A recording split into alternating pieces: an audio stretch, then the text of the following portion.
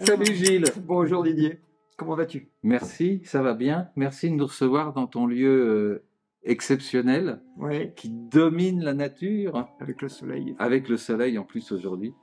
C'est magnifique. Donc Didier, toi tu as aussi tout un parcours Oh là, et on va parler un peu de ce parcours et de ta passion aussi pour l'âme, puisque oui, ton dernier livre, Le réveil a sonné, la réunion des cœurs, des âmes et des esprits. Un peu ambitieux, hein? c'est ambitieux, mais à mon avis, c'est indispensable.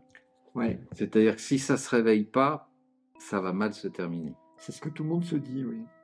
Tout le monde, je suis pas sûr. Disons que du fait de tes activités et des miennes, et même dans les entreprises que je côtoie plus que toi, ils sont en train de prendre conscience qu'il y a quelque chose qu'il faut faire, Hmm. mais Ils savent pas quoi. ils savent pas quoi. Ouais. Ouais. Donc toi, tu as tout un parcours, donc comme tu le dis, dans les entreprises. Ouais. Tu as créé un mot qui s'appelle symbiocratie, Un gros mot un gros ou mot. un grand mot, je sais pas. Ouais, j'ai créé la symbiocratie. En fait, c'est une étude que j'ai faite pour un client il y a. Écoute, ça a commencé en 2012, alors mais tu sais bien que les choses ne s'accouchent pas en 48 heures, qui justement se posait le problème de se dire, moi, mes anciens managers, il y avait quelque chose qui se passait. Ils arrivaient à gérer les projets. Je ne dis pas qu'ils étaient tous impeccables, qu'on ne dépassait pas les budgets ou qu'on ne dépassait pas les délais, mais il y avait une espèce d'ambiance, de dynamique, et avec les nouveaux qui sortent de grandes écoles, hein, polytechniques, etc., bah, ça ne marche pas. Voilà. Et puis, j'ai commencé avec un de mes amis, qui est mon mentor et père spirituel, à réfléchir là-dessus. Alors lui, il avait déjà, parce que il a 30 ans de plus que moi, donc il a une expérience nettement plus longue. Et il a commencé par me dire, bah oui, mais Didier, c'est normal, c'est la culture, c'est un problème de culture, c'est un problème de spiritualité. Et j'ai dit, attends, on va d'abord regarder quels furent les grands leaders et pourquoi il y a des gens qui spontanément adhèrent à ces gens-là. Pourquoi il y a des gens, alors c'est pas un problème de diplôme, c'est pas un problème de milieu social, c'est vraiment une posture, un état d'être. Voilà. Et on a réfléchi là-dessus, on a analysé un certain nombre de grands leaders, et on s'est aperçu au bout d'un moment, grâce à Steve Jobs, qui est mort au moment où on terminait les études, Qui en faisait partie, évidemment. alors au début il en faisait partie, et on s'est rendu compte qu'il y avait un autre leader qui s'appelait Scipion l'Africain, 258 avant Jésus-Christ, si ma mémoire est bonne, et qui est en fait un des pères fondateurs de l'Empire romain. J'ai eu peur que tu me dises c'est lui qui avait inventé l'iPhone. Non, mais il avait inventé le storytelling. C'est quoi ça? Alors le storytelling, c'est justement ce que Steve Jobs avait manié de façon extraordinaire. Quand il présentait un produit, il racontait une histoire. Une histoire qu'on avait envie de partager, une histoire dans laquelle on avait envie d'entrer. Voilà. Et ça, Steve Jobs, c'était son point fort. Donc ils avaient cette façon d'appréhender les choses. Il y avait un deuxième point qui était très intéressant, puisque avant ce livre-là, j'en avais écrit un sur le leadership et j'en avais encore écrit un sur la créativité et avant encore un sur les richesses économiques du cerveau. Et dans l'étude que j'avais faite sur les richesses économiques du cerveau avec mon copain Philippe Laurent, qui est neurologue, on s'était aperçu qu'en fait, le cerveau étant plastique, je te parle de ça, on était en 93, 94, et le temps d'écrire le bouquin, ça a pris 2 ans. Et on était des zombies à l'époque pour dire que le cerveau était plastique, qu'il fallait associer les deux cerveaux, etc. Donc j'ai repris toutes ces études-là et on s'est aperçu en fait que puisqu'il y avait des gens qui fonctionnaient de façon identique avec 2000 ans d'écart quasiment ou 1800 ans d'écart, c'est qu'il y avait une mécanique, en gros pour synthétiser les choses, et que puisque le cerveau était plastique, on pouvait peut-être aider les gens à acquérir cette mécanique pour développer ce leadership. Et parmi toutes les études que nous avons faites, la définition du leadership que nous avons développée, c'était de dire qu'en fait, c'est de mettre en symbiose les talents, mais à 360 degrés avec le contexte, avec la nature, avec l'environnement. Et qu'à partir du moment où il y a des gens comme Scipion l'Africain, comme Steve Jobs, qui savaient réunir des talents différents, parce qu'il a mis l'aimant, Oui, c'est pas des gens qui réussissent tout seuls. c'est ça, bah bien sûr. Donc, ils ont l'art de réunir des talents, des technologies, des idées différentes pour en faire quelque chose. Voilà. Et ça, c'est vraiment la mise en symbiose, le pouvoir de mettre en symbiose ces différents éléments. Alors, quand les différentes personnes qui ont travaillé avec moi m'ont dit, bah oui, en fait, c'est de la symbiose. Bah, j'ai dit, on va appeler ça la symbiocratie, parce que du kratos grec, le pouvoir qu'on nous donne et non pas le pouvoir qu'on prend. Et la symbiose, c'est le pouvoir de mettre en symbiose Mais alors, tout ça. du coup, tu es complètement dans l'air du temps. Parce que, Ah oui, mais c'était en 2012, et alors là, je peux te non, dire mais que ça soufflait pas encore l'air du temps. on est quand même un peu dans cette dynamique Oui, depuis tout à des fait. années, Oui, depuis des années, de tout se à rendre fait. compte que le jeu, tout seul, n'arrive plus à rien. Et Non, qu'on a besoin de passer à une forme de nous, une forme de collectif. absolument. D'où cette interview pour le Forum des médecines de l'âme, évidemment. Oui, parce qu'en fait, nous avons découvert une autre chose, c'est qu'en pratiquant la méthode qu'on a développée, nous nous sommes aperçus que un grand nombre de gens, en pratiquant cette méthode, avaient comme une ouverture spirituelle. Parce que tu en as fait une méthode, c'est-à-dire... Oui, c'est un concept, c'est une méthode. Alors j'ai fait des conférences là-dessus, j'ai fait des formations là-dessus, etc. Et puis donc, tu communiques ça dans les entreprises. C'est dans les entreprises, mais aussi Les dans des groupes. organisations. Oui, je fais aussi des groupes privés. Et parce qu'il y a des gens qui, évidemment, cherchent le Saint Graal pour faire fortune, pour paraître, pour exister. Et, et bien sûr, toute ressemblance, etc., etc. Mais bref. Et nous nous sommes aperçus qu'en fait, parmi les gens qui cherchent ce Saint Graal, eh bien, on a vécu, nous avons rencontré des gens qui ont eu une ouverture spirituelle. Ce qui fait que la recherche de ce Saint Graal matériel, c'est en fait transformé en une ouverture du cœur, de l'âme et de l'esprit. Ce qui permet en plus, et ça on s'en est aperçu, notamment auprès des managers, que quand ils ont cette ouverture-là, ils ont des résultats beaucoup plus forts, beaucoup plus impressionnants. Donc, ils sont rentrés par l'hémisphère gauche, ça c'est ce que j'expliquais dans mon premier livre sur les richesses du cerveau, et ils sont ressortis par l'hémisphère droit, par l'âme, par le cœur, par une connexion, un alignement de l'âme, du cœur et de l'esprit, qui les a ramenés ensuite à être créatifs, entreprenants, ouverts au monde, à rassembler des talents et à générer parfois des fortunes. Tu veux dire que voilà, ils sont rentrés par l'avoir, ils ressortent par l'être. Exactement. Oui. Effectivement, en adoptant cette méthode qu'on peut appeler ainsi, c'est-à-dire de travailler sur différents éléments. Parce que l'âme, alors si on est venu sur Terre et qu'on a une âme, c'est qu'on y est venu pour faire quelque chose. Normalement. Si elle est juste là pour observer ce qui se passe... il y a des contemplatifs. Tu t'imagines, l'âme, elle est devant le poste de télé, puis elle zappe. C'est ça. Tout le temps, elle dit, j'en ai marre du Moyen-Âge, je vais passer... C'est ça. Alors, elle est dans un film. C'est une âme qui va avoir une expérience de spectateur. Je pense qu'elle va faire plusieurs fois le tour avant de comprendre comment ça se passe. Tu vois la dégradation des films hollywoodiens, tu te dis, à force, on ne sait pas où ça va nous amener. Tout ça. Oui, complètement. Alors, résultat des courses, en fait, on s'aperçoit que, et je pense qu'on est en plein dedans en ce moment, grâce aux 3 dernières années qu'on vient de passer, c'est que les gens se demandent qu'est-ce que je suis venu faire là, et les âmes sont en train de... Les 3 dernières années, tu parles de la crise sanitaire. Oui, la crise sanitaire, absolument, oui. Et beaucoup de gens, on ressent à l'intérieur une sorte de volcan qui est en train de... D'ailleurs, il y a des volcans sur Terre qui sont en train d'exploser un peu dans tous les coins. On n'a jamais eu autant d'éruptions volcaniques qu'en ce moment. Et effectivement, ils sont là en train de se dire, mais j'étouffe, mais il faut que je fasse quelque chose, et en même temps, j'ai peur. J'ai peur parce que libérer son âme, c'est vraiment ce qu'on nous a interdit dans ce monde où nous sommes depuis des millénaires. On nous a fait croire que ça serait après la mort. Ou que les religions s'en occuperaient. Oui, c'est ça. C'est ça. Et que même si tu faisais un don, tu aurais ton prix Dieu avec ton nom dessus et tiré au paradis. Mais même racheter ses fautes. Oui, on pouvait racheter ses fautes. Enfin là, aujourd'hui, il y en a, il faut qu'ils soient très très riches pour racheter leurs fautes. Alors, Voilà, et en fait, on s'aperçoit de ça tous les jours. Cette ouverture à l'âme, l'alignement du cœur, de l'âme et de l'esprit, ce sont des ouvertures à des choses absolument incroyables dans l'avoir. C'est-à-dire que il y a notamment dans ce livre un paragraphe que j'ai repris de l'autre livre aussi. Dans ce dernier-là? Oui, dans ce dernier-là, qui est l'ambition altruiste. Parce qu'en fait, c'est la synthèse de cette méthode et c'est la synthèse de l'alignement du cœur. L'ambition altruiste. Alors déjà, ça fait un peu... Oui.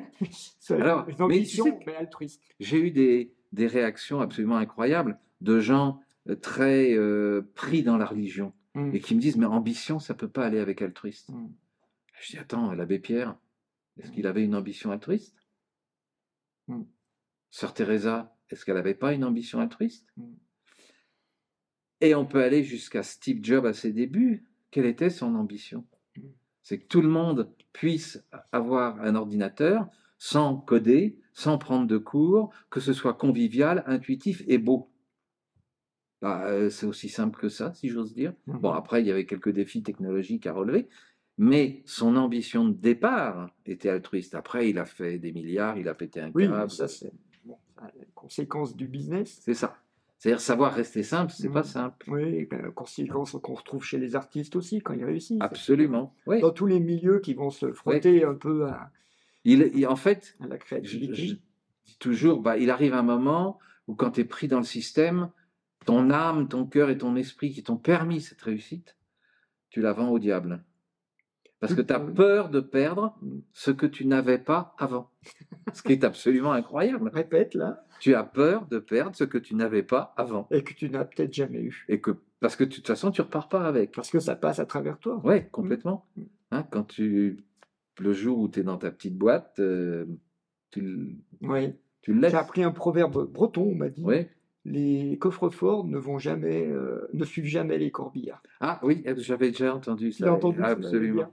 Les coffres-forts ne suivent pas les corbillards. Ne suivent pas les corbillards, absolument. Je pense qu'il est important, et il est même urgent, je dirais aujourd'hui dans la situation actuelle, d'une part, si on veut s'en sortir, alors ça peut être très égoïste à titre personnel, mais moi je crois au mot ensemble. Plus on sera nombreux à travailler dans cette voie, à développer cette voie, à réunir nos âmes, nos cœurs et nos esprits, et plus on va pouvoir franchir des étapes. Je prends toujours en exemple, j'en parle aussi dans le livre, je reprends souvent, sous forme de métaphore, ce qui est dans la Bible, c'est le texte des trompettes de Jéricho. Pourquoi? C'est parce qu'en fait, si on regarde les travaux des physiciens actuels, qui nous parlent de vibrations, je prends Philippe Guillemant, que j'adore, qui nous explique bien que le futur est au présent, que notre futur dépend de notre état d'esprit, de notre posture, de nos pensées, donc des vibrations que nous émettons et qui vont nous revenir. Alors après, c'est par Dieu, par l'univers, par Yahvé, par qui vous voulez. Chacun ses croyances. Je ne rentre pas dans cette... C'est un mot. C'est un mot, c'est ça. Voilà, la physique, les sciences, aujourd'hui, nous démontrent. Et puis d'ailleurs, toi comme moi, ce qu'on a vécu tout au long de notre vie, c'est qu'on s'est retrouvé dans des situations avec des rêves. Et puis un jour, on croise, alors on appelle ça un heureux hasard, une synchronicité, comme tu veux, on croise une situation et on dit, c'est ça. Et ça se réalise. Voilà. Alors évidemment, plus on est nombreux, plus la puissance de nos âmes, de nos cœurs et de nos esprits est forte. C'est un petit peu comme si nous étions des petites piles d'un volt 5. Alors si on le fait tous les jours, il faut recharger la pile régulièrement dans nos rêves, dans nos croyances, dans nos espoirs. Mais imagine qu'il y ait 1 million de piles d'un volt 5 qui s'unissent pour faire vibrer à une puissance suffisante, et il y a des choses qui peuvent se réaliser. Et c'est pour ça que tu fais le rapport avec les trompettes? Je fais le rapport avec les trompettes parce que dans la Bible, il y a 7 trompettes qui font 7 fois le tour et le mur s'effondre. Mais on est bien là dans une dimension vibratoire, sonore. Oui. D'accord? Et que le mur de l'ennemi s'effondre. Et la Bible, pour moi, c'est un livre de management. C'est un livre qui, sous certains chapitres, nous explique exactement les vibrations, les relations à l'autre, la créativité. est-ce que tu es en train de nous dire que donc la solution, puisque tu mets le réveil à sonner, et peut-être qu'on se réveille, le réveil, ça fait aussi une sonorité. Hein. Absolument. Est-ce que la solution pour toi, ça serait qu'on passe dans un taux vibratoire, dans une certaine forme de vibration qualitative, Absolument. de plus en plus nombreux, oui, et ensemble, oui. Et que cette manifestation vibratoire ferait péter les systèmes mortifères? Oui, oui, mais moi je dis comme ça. Hein, après. Mais c'est alors, tu peux aussi aller voir sur le livre des morts tibétain. Ça, tu as une approche là-dessus où on sait que certains chants guérissent. Alors, si des chants guérissent des maladies genre cancer, on peut effectivement... Les approches chamaniques aussi. Eh oui, il y a des choses qui se passent. Oui. Alors, je suis intimement convaincu que les anciens, nos ancêtres, je te parle de ça il y a 1000, 2000, 3000 ans, possédaient cette connaissance. C'est pas un pouvoir, hein, c'est une connaissance qu'on exploite, qu'on transforme en pouvoir dans le sens « je peux ». Mais c'est pas un pouvoir magique. On est bien d'accord. Faut le travailler, faut le répéter. C'est comme quand on fait de la musique. Je veux dire, tu fais des gammes pendant un certain temps. De la vibration sur la matière. Eh oui, absolument. Je pense que nous sommes vraiment là. Et je pense que dans cette période-là, il y a toute une catégorie d'individus qui nous divisent, qui nous ramènent vers le bas, avec que des mauvaises nouvelles, que de la tristesse, que des peurs, que des angoisses, que des stress. Je te rappelle la phrase de Coluche. Il suffirait qu'on l'achète plus pour que ça ne se vende pas. Exactement. Voilà. Donc, si on fermait nos télévisions et qu'on se réunissait, c'est ce qu'on fait d'ailleurs avec ma conjointe 2 lundis par mois, on se réunit sur des thèmes porteurs d'espérance, porteurs de créativité. Pourquoi? Parce que nous savons, aujourd'hui c'est prouvé scientifiquement, que si nous sommes à plusieurs pour élever ces vibrations, eh bien on peut changer les choses. Pour moi, c'est d'une évidence. Alors, pour beaucoup de gens, c'est du grand n'importe quoi. Non, mais ça... mais tant que tu n'as pas essayé... Les gens, ils ne peuvent pas dire c'est du n'importe quoi, ils ne savent pas. Voilà, tant que tu n'as pas essayé, tu peux. Mais c'est vrai que d'essayer, bah, tu franchis une étape, là. C'était en haut de la piste de ski, tu n'en as jamais fait, mais même si c'est une bleue ou une verte, tu as peur. Et pourtant, ça glisse tout seul. Et après, tu dis, oh, c'était quand même facile. Voilà, c'est absolument. C'est les 3 étapes de Schopenhauer sur d'abord on dénigre, ensuite on détruit, et après on dit c'est évident. Mais oui, la vérité met toujours un certain temps pour arriver. Voilà ce que j'explique dans ce livre, c'est-à-dire c'est un constat, mais il y a des solutions. On peut s'en sortir. Maintenant, c'est tout à chacun qui est libre de s'en sortir ou pas. Oui. Donc toi, tu proposes des ouvrages, tu proposes des stages aussi? Alors, bon, pour ceux qui sont dans notre région, en Suisse pour l'instant. Toi, tu es à Lausanne. Je suis à côté de Lausanne, oui. Mais on peut se déplacer sur toute la francophonie, ça pose aucun problème, pour organiser des soirées sur ces thèmes, pour organiser des conférences. Et puis, j'interviens dans les entreprises, beaucoup plus dans les petites et les moyennes, parce que beaucoup de patrons ont très bien compris que la dynamique humaine est essentielle, parce que tu ne peux pas t'amuser à avoir 50 employés quand tu peux en payer que 25. Et puis je pense que grâce à ces patrons-là, il y a des choses qui vont se transformer et qui vont se faire. Dans le monde de l'entreprise. Dans le monde de l'entreprise. Donc de l'économie et de la société, quoi. Ben, on arrivera certainement au niveau de l'économie à comprendre qu'en fait, et là on revient sur la notion de créativité, puisque cette méthode nous amène à la créativité, que quand on redonnera le plein potentiel des gens, on va créer des choses extraordinaires. Surtout si on libère leur potentiel spirituel. Voilà, exactement. Oui, je ne l'ai pas dit, mais tu as bien fait de mettre le doigt là-dessus, effectivement. Et oui, parce que dans les entreprises, il ne faut pas parler de ça, mais... Pourtant, c'est ça. Mais les gens, en fait, je pense que les gens ont peur de parler de spiritualité parce qu'ils confondent spiritualité et religion. Bien sûr. Et pour moi, il n'est pas question de religion. Parce que qu'on soit juif, musulman, d'abord on est sémites les deux, là. C'est pour ceux qui n'ont pas encore compris ce qui se passe, c'est que les sémites, c'est aussi bien les musulmans que les juifs ou les... les prophètes du Coran, les prophètes du Coran, c'est Abraham, Moïse, etc. Exactement. Oui, bien sûr. Donc c'était tous des sémites, ils se mariaient entre eux, ils faisaient la fête entre eux, donc on est dans un monde dystopique où on essaye de nous monter les uns contre les autres avec la religion. Donc, mais je pense que c'est en train de changer. Les gens comprennent que ça suffit là maintenant. Bref, ceci dit, ne parlons pas de religion. Dans les entreprises aujourd'hui, il y a des gens de toute nationalité, de tous milieux sociaux, de toute religion. Alors mettons tout ça. Ça reste intime. Je pense que c'est une relation intime, comme une histoire d'amour avec l'autre. Mais par contre, spiritualité, oui. Ça, je pense. Tu vas au mot spiritualité laïque? Oui, je pense. Oui, parce qu'en fait, quand tu aimes la nature, quand tu aimes les arbres, quand tu dégustes tout ça, tu es en relation spirituelle avec le monde. Spirit, c'est l'esprit. C'est-à-dire que tu nourris ton esprit et tu nourris l'esprit de la nature avec ce que tu es et qui tu es. Donc tu as cet échange-là, c'est ça, là. Ça commence là, la spiritualité. C'est pas d'aller forcément dans une mosquée, une église ou un temple ou d'apprendre un gros bouquin comme ça. Non, mais ce gros bouquin, il y a des choses dedans qui sont intéressantes. Sur le plan, je parle scientifique, sur le plan de l'alignement du cœur, de l'âme et de l'esprit.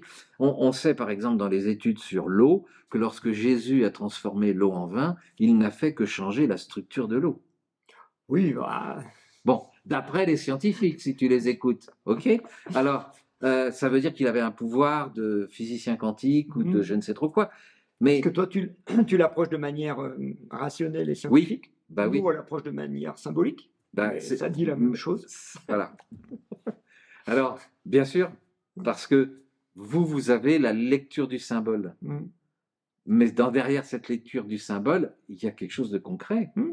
Parfaitement concret, parce que quand vous faites vos soins ou ces apprentissages ou ces travaux dans la médecine symbolique, il y a un symbole qui est un message extrêmement concret. Et puis qui a un effet sur le concret. Exactement. De toute façon, les gens ont besoin de choses concrètes pour les accepter, pour les comprendre et pour les pratiquer. On ne peut pas être dans l'ésotérique en permanence. Donc, c'est ce qui fait ton succès aussi. C'est parce qu'il y a du résultat concret. Si tu n'avais pas de résultat concret, on te prendrait pour un doux illuminé. Nous, on ferait même pas. Tu ferais même. C'est vrai que tu es expert comptable d'origine. C'est ça. Il faut du concret. Ah ben oui, s'il n'y a pas de concret, ça ne sert à rien. Puis on a une dimension chez les hommes de vouloir, enfin, je dis les hommes. Oui, les humains. Masculins. Oui. Non, pas. Chez les masculins. Chez les masculins, on a plus une dynamique de vouloir obtenir quelque chose de la matière, tu vois. On est très Saint Thomas. Hein. Ouais. Alors que les femmes, elles partent de la matière, donc elles, ça leur paraît. Oui. Et puis elles ont une dimension intuitive. Ouais. Et je peux te dire qu'à l'heure actuelle, puisque mon livre vient de sortir, j'en ai vendu une centaine, c'est 80% des femmes. Et elles se le repassent, et elles repassent mon adresse, et c'est de bouche à oreille, il est féminin. Chez les hommes, rien. Parce qu'à mon avis, leur intuition leur dit, si tu touches à ça, ta vie va changer. Tu risques d'avoir une âme, un cœur et un esprit alignés. Pour un homme, c'est... Non, mais l'homme, lui, il veut déjà définir ce que c'est que le corps, l'âme et l'esprit, pour les diviser, tu vois. Alors, oui. Voilà. Mais ça passe, dans le schéma que j'explique dans les formations, ça passe par la notion de culture, c'est-à-dire que avoir de la culture, c'est comprendre ce qui se passe. C'est se confronter à un certain nombre de réalités et c'est réfléchir à ça. C'est pas forcément comprendre Platon ou Socrate. Ce qui fait qu'on retrouve beaucoup plus de gens ouverts à ça parmi les autodidactes que parmi les super diplômés. C'est ce que j'allais te dire. Nous, on voit dans les milieux des artisans, des paysans chez nous, ils comprennent très très bien. Absolument. Alors que dès qu'on a un intello, ils sont dans le pourquoi du pourquoi. Ouais, ils font des explications. Et ça, je trouve que... Alors pour moi, c'est joyeux, c'est plein d'espoir, parce que ça veut dire qu'on va aussi avoir un basculement de ce côté-là. Ça veut dire que pour que des sociétés fonctionnent, on va recruter des gens autodidactes, et des gens qui ont du cœur, de l'âme et de l'esprit. Il y en a de plus en plus qui font des bascules, qui quittent leur métier d'ingénieur pour faire des métiers complètement improbables. Hein. Absolument. Et tout ce qui se passe en ce moment, que ce soit à titre individuel ou dans les entreprises, je trouve ça très très riche d'enseignement, parce que ça me démontre que la graine de vie, l'instinct de vie est en train de reprendre. C'est juste qu'il faut bouger son cul, comme je dis. Il faut pas simplement lire des bouquins. Bon, c'est gentil, ça nous fait plaisir, que vous ayez lu nos livres, mais ce qu'il faut avant tout, c'est passer à l'acte. C'est passer à l'acte, mais complètement. On est bien d'accord. Ouais. Parce que sinon, on reste... Alors, tu sais ce qu'on va dire? On va dire à tout le monde, allez-y, passez à l'acte, faites quelque chose. Alors, il y a le livre que tu viens de sortir, là, oui, bon, qui est vraiment, faut pas le rater. Sur les 3 épreuves. Je vais l'intégrer dans la vidéo. Sur les 3 épreuves de l'humanité, il y a le mien, puis avec ces deux-là, je suis intimement convaincu que vous avez des réponses qui vont répondre à chacun, parce qu'on est complètement différents dans nos approches, bien qu'on arrive à peu près au même résultat en finale, et qu'on ait écrit, alors ça c'est quelque chose d'assez extraordinaire, on a écrit les livres à la même période, en même temps, ils sont sortis en même temps. Ouais. Ça a réveillé plein de choses, le Covid. Oui, je pense, mais il y a des synchronicités qui s'opèrent dans cette direction-là. Et c'est ça qui est intéressant. Donc, vous achetez le livre, on en parle. Alors, tu fais aussi des webinaires, je pense, des réunions, des conférences en ligne, etc., comme moi. Donc après, vous avez nos coordonnées et puis on passe à l'acte. Puis il y a plein d'autres personnes qui bougent dans tous les sens. Et le Forum des médecines de l'âme, ça a pour but aussi de faire se rencontrer tous ces gens et les spectateurs pour qu'on puisse échanger. Oui, c'est très important que vous alliez dans les forums parce que vous allez pouvoir échanger avec des gens qui ont déjà pratiqué et qui vont vous parler des résultats qu'ils ont obtenus. Il faut être saint Thomas. Là. Il y a cet effet de syntonisation, pas de saint Thomas, mais de syntonisation, qui fait que quand quelqu'un a expérimenté quelque chose, il te passe sa fréquence. Absolument. Et que ça marche comme ça. Ouais. En ce moment, ça marche comme ça. En ce moment, oui, c'est pour cause. C'est parce que, en fait, il y a une rupture qui est en train de s'opérer. Il y a les gens qui restent devant l'écran magique en pensant que le sauveur va arriver et en avalant de la peur, du stress, des angoisses tous les jours. Et puis, il y a ceux qui sont en train de monter en vibration. Et là, il va y avoir un moment où il y a deux, pas civilisations, mais deux tribus complètement différentes, dont l'une et l'autre vont devoir se pardonner et se réunir. C'est ce que j'explique aussi, c'est-à-dire que c'est pas parce qu'il y en a qui restent en bas parce qu'ils ont peur qu'il faudra pas les accueillir avec nous, et c'est pas parce qu'il y en a qui n'ont pas peur et vont voir autre chose qu'il faut les rejeter, parce que c'est peut-être eux qui vont aider à passer dans la dimension autre, bénéfique, humaniste. Au niveau de l'âme, il n'y a pas ces divisions-là, effectivement. Bah oui, c'est pour ça que faut vraiment réveiller nos âmes. Eh bien, on vous dit à bientôt pour la prochaine interview du Forum des médecines de l'âme. Et Didier, merci Gilles. Mets toutes tes coordonnées en bas de la vidéo, absolument. Pour que les gens puissent te contacter si besoin. Absolument, merci. Merci beaucoup. Merci à toi.